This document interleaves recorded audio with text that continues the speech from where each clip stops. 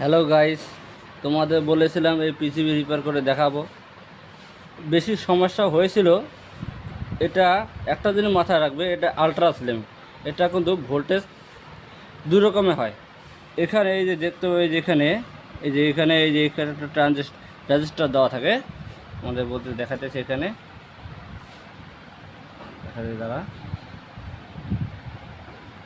এই যে রেজিস্টারটা, এই যে এখানে একটা রেজিস্টার থাকে। এই যে রেজিস্টারের মাধ্যমে এখানে 5 ভোল্ট আসে। এখানে একটা 5 ভোল্ট হয়। এই 5 ভোল্টটা যতক্ষণ না হবে ততক্ষণ তোমার এই পিসিবিটা রান করবে না। এবার তোমার প্রথমে 5 ভোল্টটা চেক করবে। দেখা গেলো চেক করতে গেলে এখানে যদি 5 ভোল্টে দেখা গেলো আশপাশ ডাউন আছে, তখন এখানে দেখবে যদি 5 ভোল্ট এখানে থাকে, তো এবার তোমার এক কাজ করবে, এখানে এই যে পাশাপাশি এক ট্রানজিস্টার আছে এখানে, এই ট্রানজিস্টার চেক করবে। এখানে আউটপুটে, এই যে এখানে আউটপুট হয়, এখানে আউটপুটে 3.3 ভোল্ট হয়। 3.3 ভোল্ট বেরোয়। এই ভোল্টটা এই যে আইসির এখানে পিন দিয়ে এখানে আসে 1 নাম্বার। আর বাকি এখানে আইসি করে দেখাই আছে এখানে 3.3 ভোল্ট আসে।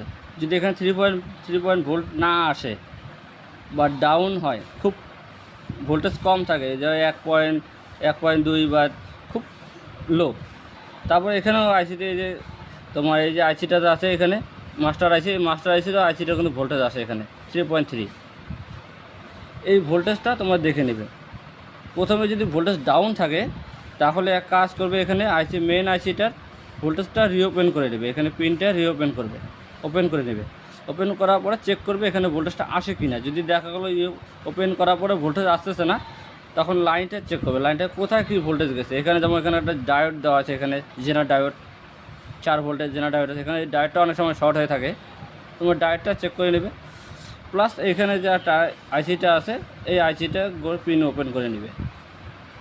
ওপেন করার দেখবে, যদি দেখা গেলো যে ওপেন করার পরে এই আইসিটা ওপেন করার পরে ভোল্টেজটা আসলো, তাহলে তোমার এই আইসিটা এটা চেঞ্জ করে দেবে, তাহলেই হয়ে যাবে।